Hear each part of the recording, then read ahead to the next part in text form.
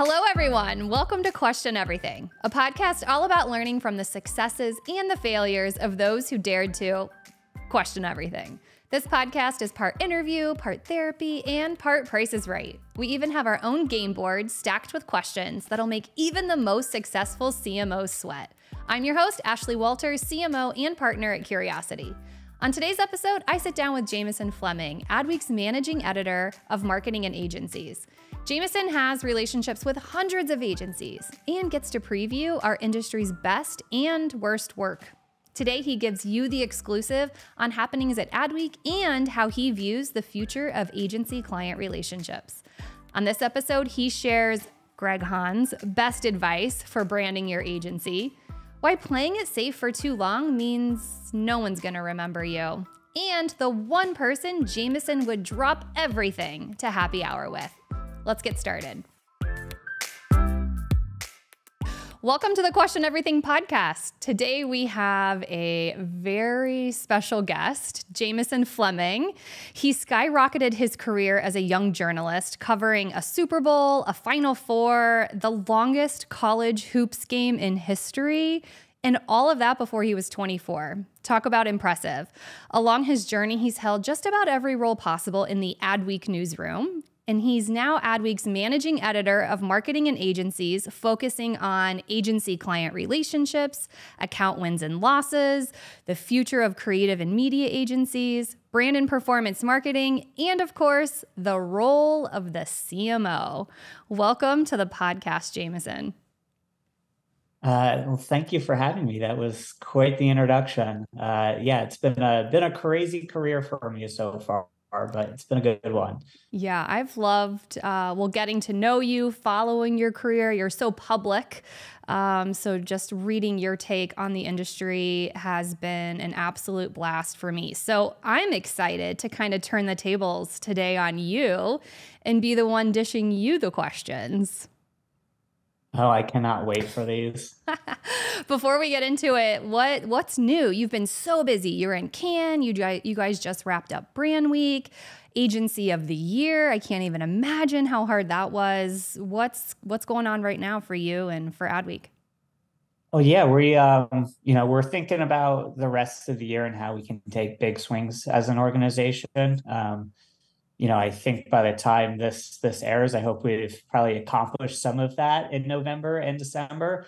But we really want to take a step back and use the last 2 months of the year to kind of think big and what are the issues really plaguing CMOs? What are the issues that agencies are dealing with? And how can we use our journalism and reporting to try to expose those issues, provide solutions, because that's really what, we're all kind of about these days at Adweek. Yeah, I love that. And super grateful for your take on it and your support of agencies like us. We're really, really grateful. So great agency. Thanks. Thank you. Oh, I'll take that. All right. You want to dig into the game board? Yeah, absolutely. Let's do it. All right. So we've got 12 super secretive questions because Jameson never gives us questions in advance. We didn't give him any of these questions in advance. The power is totally in your hands. You can pick your favorite number 1 through 12. We're going to start out because I'm all about the Phillies right now because we're recording during playoff season.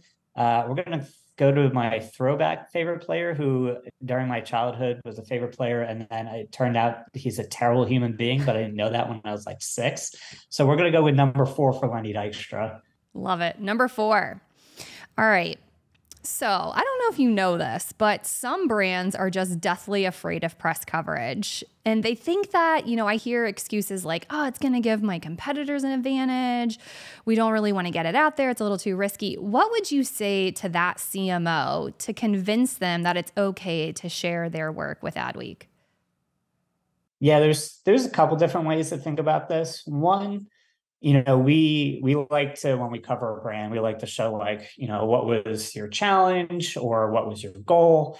What were the steps you took to get there? And, what was the end result? And for a lot of this stuff, it may not be known to the public, but if you're Pepsi and you're talking about some of these challenges and your roadblocks with Adweek, I can guarantee you Coca-Cola knows what those were already. Like if your competitors can't figure some of this stuff out on their own, like they're just doing a bad job. And so from that standpoint, like odds are you're not going to expose like company secrets to the trade press that you don't want getting out. We're looking for an honest discussion about like, how did you do this? And that secret sauce helps people, especially younger marketers and lesser brands who are not out there to take your market share. And so I think often those fears of, oh my God, I'm going to blow my competitive advantage are like, way over, done. And the other thing I would say is, people read the trade press to figure out where they want to work. And so if you are a brand doing cool work, you want marketers and agencies to know that you're a brand that does cool work because you will attract better talent to your brand. You will attract better talent to the agency behind all that cool stuff. And if you're quiet about it and nobody knows that, hey, you're an awesome marketing organization to work with, you're going to suffer because of that, because talent desperately wants to go to work on good clients. And if they don't know who the good clients are, and they don't know you're a good client, they're going to end up at your competitor who's also probably doing cool work. So, if you're not talking about how great you are and the cool things you're doing, you're just hurting yourself with people. And this is a people business at its core. I love that. So good. It's a people business, and thinking about press is not just a way to share your campaign, but as a way to attract top talent. I think that's just great advice. I've never thought about it like that. So HR managers, listen up. You should be pushing your marketing teams to get some press. Exactly. All right, let's go back to the board. So now we're going to go current favorite, and we're going to go number 3 for Bryce Harper. Number 3, let's go Bryce Harper. Okay, in a recent headline, you noted that in 2021, 73% of agency leaders were white. And in 2022, it was 90%. What are you seeing the leading agencies do to make forward progress? Yeah, this is a good one. I would point your listeners to a follow-up story that I did with the In for 13 group and Rihanna Johnson, who it's basically a pledge where they said, hey, in 2020, after the murder of George Floyd, we're going to get Black leadership at agencies to 13%, which is what the U.S. population is. 13 is made of 13% of people who identify as Black. And so our initial survey was 3%.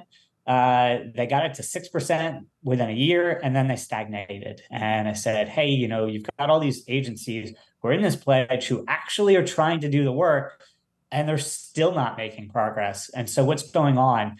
And, there was a couple different explanations. One was, well, the industry hasn't invested in Black talent the way that it should have over the years. And so, you can only poach so many people from others. And there's also every other industry out there is having the same problem. It's not like you can go to the music industry and lure people over into the advertising industry. And so, it started to get into a numbers game of there's only so many people to go around.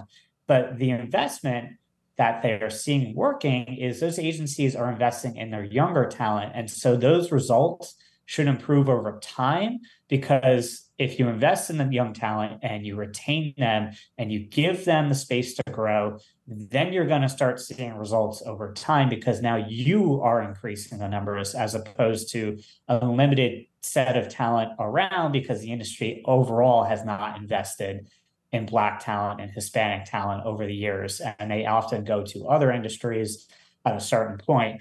And so Rihanna's point was, we stagnated now, but these agencies who are doing the work and are creating paths to leadership, they're mentoring them, they're getting them the training they need. You'll start seeing that number hopefully tick up over the next, 1 to 4 years. She kind of gave it an overall 3 to 7 year timeline, and we're in year 3. So it's about mentoring. It's about training. It's about, helping them see where they want to be in their careers and matching them up with the right people to get them there. And so you're going to see progress over time. If you're not doing that with your middle managers already and your lower talent and your more junior talent, I mean, they're just going to leave to another agency who is investing in that kind of talent and talent retention. And so yeah, it was disappointing to see those numbers stagnate, but if you're doing the work, it will show up over time. Yeah, I will make sure that we link to both of those articles in the podcast notes. Have you seen any programs that agencies can be a part of to help with this? I know I've seen like the Black Internship Program, which I'm sure you've heard about. One School, which is a program we've been part of that I think has just done a tremendous job. Any other resources or anything out there that you've been tracking? Yeah, it's a tough one for the leadership question because I think a lot of the programs you see across the industry and the ones you reference tend to be very good at helping talent get into this industry, which is a whole separate problem that I think the industry is doing a much better job of solving. And where the struggle is you don't see as many programs that take all that talent that you've brought into the industry, nurture it, help it rise through the ranks. And so I think that's where the biggest kind of, I don't know, gray area isn't the right word, but work in progress that needs to happen yet. And so, yeah, I don't see a lot of great programs that kind of that middle level that is helping talent eventually reach that executive level. Well, for anyone listening, it sounds like there's a gap in the market, and maybe somebody will create something. That's good. Thank you for that. All right, next number. We'll go with number 8 because 26 isn't on the board for Chase Utley, so we'll just add 2 and 6 and go that way. Jameson's also a massive sports fan, if you can't tell. Yeah, Phillies. I live and die with the Phillies here. I know you love a good old fashioned. So, first question: who makes the best old fashioned in New York? And then, who is one person in the industry that you would drop everything to go to happy hour with? Oh gosh, the best old fashioned in New York. I don't remember the name of the place. I went there for my birthday 2 years ago with a couple of my closest friends from Adweek, including the one and only Jess Safaris, who was my partner in crime for a couple of years at Adweek. I want to say it was called the Brandy Library. I literally just walked past it yesterday on my way to breakfast. I think it's called the Brandy Library in Tribeca. I could be wrong on that. Fact check me afterwards. Okay. All right. I will. And then who's one person I would drop everything to go to happy hour with? I always enjoy my conversations with Kristen Cavallo. I think she has such a unique perspective on this industry. And I think she's been one of the, leading people in terms of making real change with the client side of things to improve things on the agency side. So I always love sitting down with Kristen. Cameron Ashgar from Cross Media is another person who, just from a personal standpoint, I think we get along quite well, and he's got a very unique perspective on this industry. And Cross Media does a lot of things well that we value as a publication for what makes a really strong agency. So I think I'll go with those two people. Okay. All right. I've met Kristen a couple of times. I actually reached out to her, just totally cold LinkedIn message saying, hey, I've got some things on my mind. I'd love to talk to you about them. And within minutes, she was like, let's get on a call, and gave me a lot of time and a lot of advice. And I will be forever grateful for that experience. So nice work. Let's get them both in the Brandy Library for a drink. Yeah, really. That would be perfect. All right, let's go with the starting pitcher for tonight, the day that we are recording this game. Game 4, Atlanta Braves, Phillies, Ranger Suarez, double 5. So let's go with number 5. Number 5. All right, time for a hot take. Do you think creative was stronger when creatives all worked together in an office, or now that they have the freedom to work remotely? I know this is a hot topic for you. Yeah. Can I say both. Because I believe in flexibility. I think, yes, it was probably stronger when creatives were all in the office. I don't think that was the reason why it was stronger. I think creative was just better because pre-pandemic, there was not a proliferation of 1,000 channels. And so creatives could focus on, a big idea and only have to make it work in a channel or two. Now, if you have a big brand idea, you've got to think about how it works in 6,000 different channels. And so I think that's why it was stronger. I do understand the value of why agencies say, hey, we want you back in person. We see it at Adweek, we see it everywhere. If you're together a couple of days a week, just things happen quicker, better, more naturally. That said, people need freedom in their lives to work remotely. And people also need the freedom to just be able to get stuff done without distractions. And so that's what the office is these days. It's also distractions. And so if you have 2 or 3 days where you are home, able to work and focus without people constantly walking up to your desk, I think everybody will admit you're more productive. I think the ideas are better in office, but more things get done by being at home. So agencies who don't understand this are going to, fail in these next few years because they're going to lose their talent. And so that's like really the holding company question right now is like, how do you get the best of both worlds? But the holding companies are very much like, you got to be in office no matter what, even though we've downsized all over real estate. And now people are working from windowsills and the floor and couches and chairs instead of desks. And it's a mess. And I don't envy any leader who has to try to make these decisions because every agency based off of this talent it has, the seniority of the people it has, its location, every situation is different. And so you can't even look at really any other agency and be like, it's working there, so it's going to work here. And it's an impossible decision. And I think a lot of them are getting it wrong right now. And it's only a matter of time until a course corrects. But what that course correction is going to be, I don't know. I know you've seen a couple of mandates come across your desk. And in memos on, CEOs sending it out to the staff saying you are required to be in the office 4 days a week, 5 days a week. And if you're not, there will be consequences.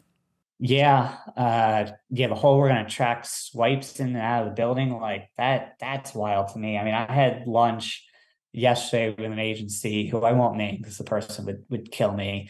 But their CEO was wanting to do 5 days a week. And, the leadership team, it seems like is pushing back on that. But like, it's just the idea that somebody is still thinking about 5 days right now is just wild to me. I mean, maybe in smaller markets where everybody's got 10-minute commutes into the office and you give them the flexibility to go home if they need to, get kids off a bus or whatever, I guess. But like, not in New York. Like 5 days a week in New York is never going to happen again. Yeah. Yeah. Hopefully it doesn't happen here in Cincinnati either.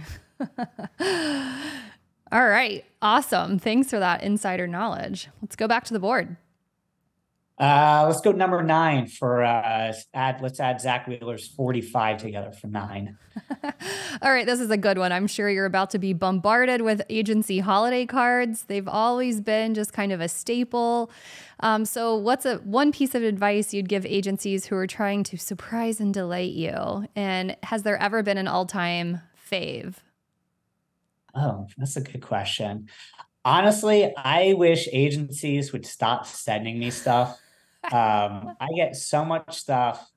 The booze is okay. I will say I will still take the booze, but instead of booze and all of the other stuff that I get, I would much rather you donate to a charity in my name, something for the environment. I think about the climate crisis all the time. I would much rather an agency, instead of sending me a $50 thing that I'm often regifting or giving away or not using, go spend $50 in my name to do good. That is my one piece of advice for me personally.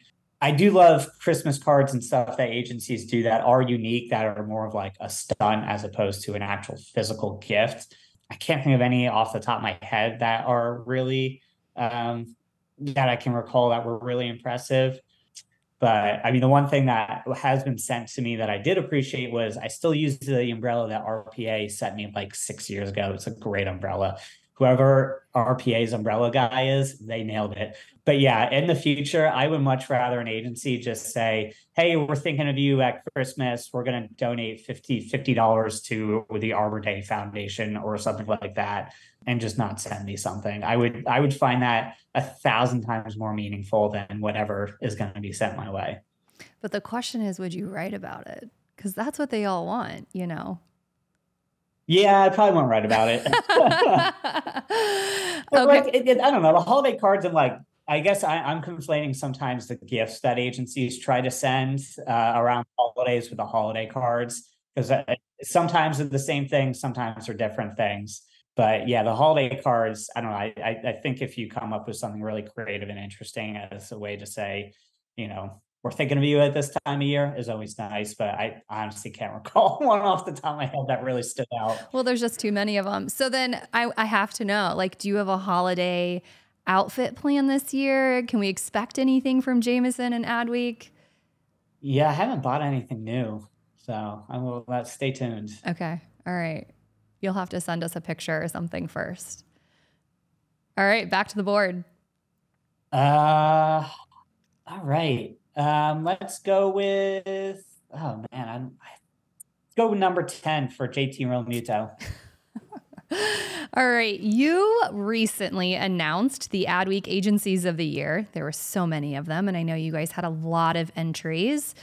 So tell me one thing that stuck out for you across all the winners, and how should our industry be taking notes right now? I think one of the things that really stood out to me was agencies who A, have a clear proposition, who they are, and B, it's very clear how they think different. So I'll start with the first one.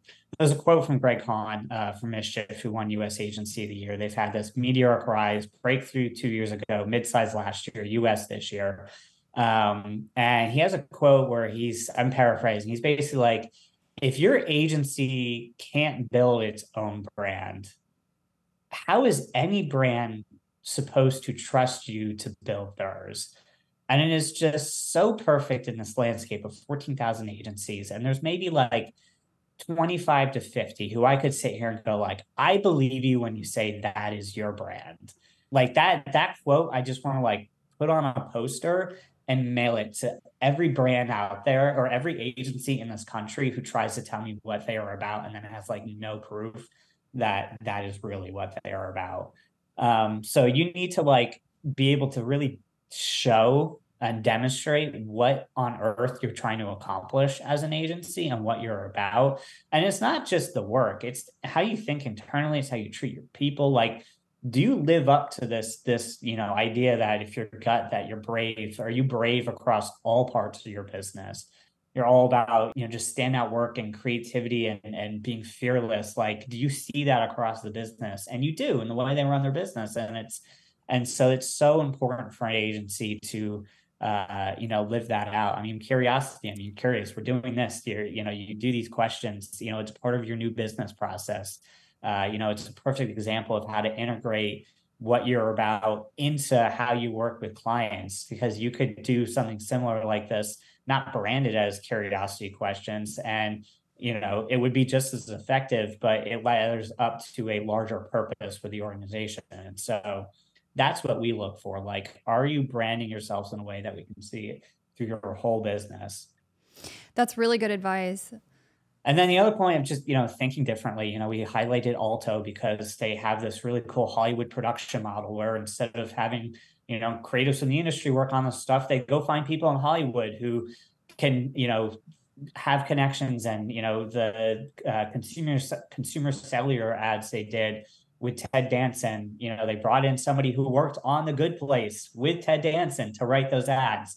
It's so smart, and it's amazing more agencies haven't figured out there's that massive resource out there, and let's go tap it. And so, Cole McVoy, things were like, well, how do we change the direction of our agency? How do we attract talent into a Midwestern agency? Well, let's be a B Corp and live out those values, because we know young talent value that stuff. They thought differently. invested in it, made it authentic, made it real. And, they really, for an agency that's, almost 90 years old, they completely reinvented themselves over the last 5 years. So it's about thinking differently. My mind was blown when you said that more than half of the agencies this year weren't in existence over 5 years ago. Yeah. Yeah. Crazy. Founded itself about 5 years ago. This is the last year they were eligible for the breakthrough category. Alto, it had spun off of, previous agency, but this specific iteration of it was new within the last 5 years. And Mischief, formed 3 years ago. And so that's four of our summer winners because Gut won two categories. Yeah. Can we have a moment for the cover? So good. Oh my God. So good. So like last year we did it with Mischief because we just didn't have the budget to do like some big photo shoots. So like, well, let's try having an agency design it. And Mischief knocked it out of the park. We got to do it again with Gut this year. And I mean, my favorite part of that is from my seat, I don't get to see how creatives work on a daily basis, but last year I got to see how Greg Hahn and, their top strategy person, Jeff McCrory and Kerry McKibben and Ollie, how they work. And then this year getting to see Anselmo and Gaston Biggio and, a couple of their other top creatives work together on this. I mean, it's so fascinating and cool to actually sort of be a client, and work with these agencies. It's a privilege to see how the sausage gets made. Yeah. Yeah. I love the twist, like allowing the agencies to design it because it's probably a privilege for them too. And it's so good. So good. Kudos to that team. Yeah, I've heard a lot of people internally here at Curiosity talking about it too. So, all right, let's go back to the board. I think we have time for a few more. All right, let's go to number 7 for Trey Turner. I know none of these people you're talking about, by the way. So, all right. So what advice would you give to brands trying to find balance between disruptive and safe content in today's cancel culture? I mean, I think Mischief does it so beautifully. They're like right on the line so many times. But you've also covered some of the bad that's happened this year. Any advice for CMOs? I think disruptive is better. Nobody remembers safe content. You obviously have to understand how far is too far. And that's where your agency comes in. I mean, they're always going to try to sell you brave work, but they're almost certainly not going to sell you work that's going to damage your brand. At least a good agency isn't going to. And so if you have a partner you trust, like you should know they're not going to bring you work that's going to damage your brand, because nobody wants to be on the receiving end of, a right-wing mob going after you for, trying to celebrate, different groups of people and just seeing those groups of people in your advertising like that. They're not going to destroy business by doing something that, they think is too far. Even the Bud Light stuff. Bud Light had been supporting the LGBT community for 7 years. That had started in 2015 or 2016, where they really tried to reach out to that community and welcome them into Bud Light and say, we see you and we appreciate you. And we want to, we want you to feel like you can connect with who we are as a brand, because Bud Light is more about, fun and good times than it is about, kind of the stereotypical, like, we're going to go have Bud Lights at a football game. And yeah, it's where Bud Light's strength, but, the spirit of that brand is not just about, macho culture, which is, I think, where, a lot of people went of like, how dare you connect these two things? So, Bud Light just had terrible timing in terms of, the current climate. But they had done the work to do something like that previously, but it ended up blowing up for reasons I think out of their control. But it's really just comes down to trust that the people who are bringing you this work aren't going to screw your brand over. Occasionally something is going to backfire, but it's often for not the reasons you think it would backfire. And so, you want to be memorable, you need to stand out. And if you play it safe and you play it safe too often, nobody is ever going to remember your marketing, ever. I mean, when was the last time you remembered some, ad that ran on TV last night that said nothing and meant nothing? Like, you can't recall those ads because they're just not memorable. Great advice. I wish all clients were bold and willing to take risks, but they're all on, I think, their individual journeys on getting comfortable with it. And yeah, I mean, it's so true. I think if you really want real business results, you have to have some level of disruption and some level of risk. Yeah. All right. Back to the board. Let's go number one. Number one. See how you plan to start this thing off with.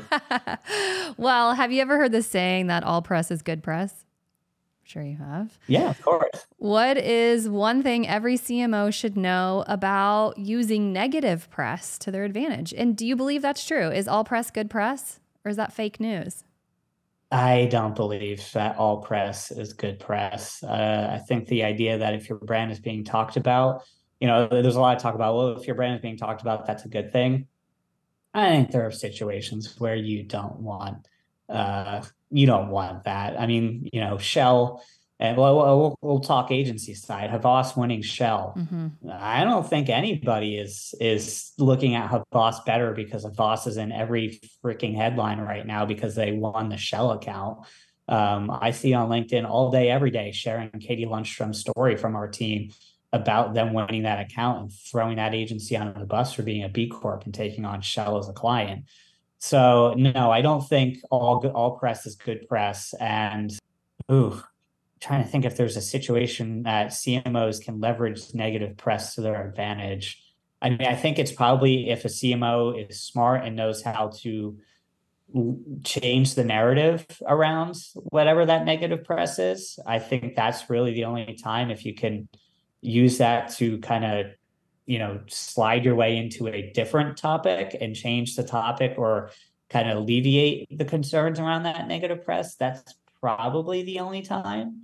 Maybe you look at an example like Tide with, the Tide Pod issue. They did some really creative marketing around Tide Pods when they were having that issue that I think helped their case and was able to kind of give them a runway for a campaign.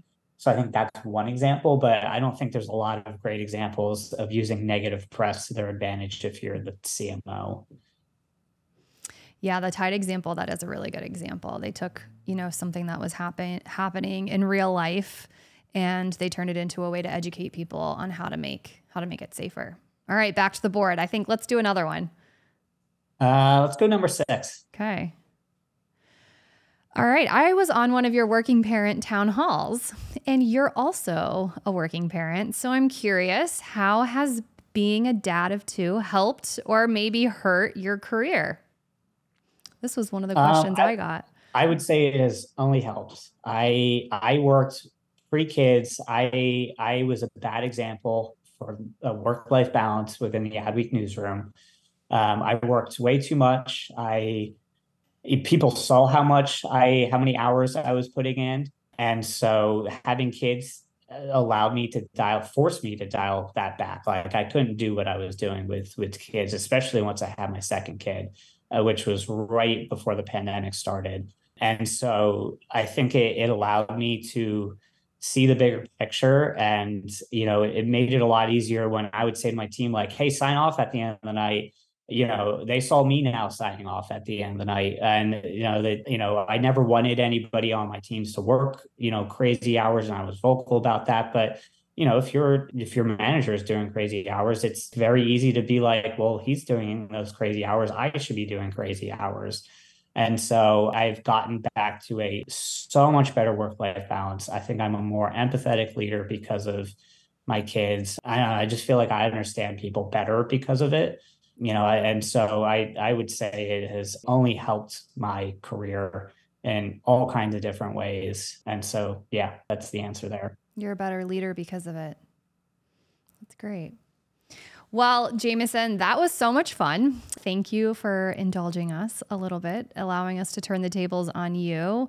I think my last question for you, like, what's the future? Like, where's the industry going? What's your take on, what we're going to see over the next couple of years?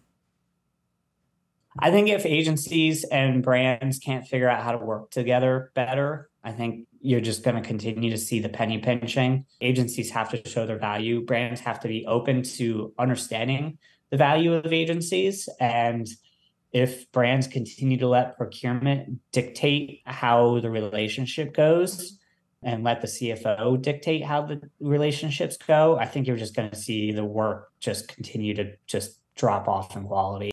Brave clients are the ones that are winning right now, and brave clients can only happen if their financial teams behind them allow them to be brave and to work with the agencies that will let them do that. And so I think you're going to continue to see this divide of haves and have-nots, and the haves are just going to have clients flocking to them, and the have-nots are going to just really struggle to survive, really. Yeah, that's a great way to end it. How should our listeners reach you? What's the best way? Email is fine. Email's fine. Send all of your holiday card emails to Jameson's email, which you can find online. We may link to it in the show notes. We'll see. All right, my friend, thank you so much. This was fun. I can't wait to have an old fashioned with you in New York sometime soon. I'm looking forward to that day. Thank you for having me. Okay, see ya.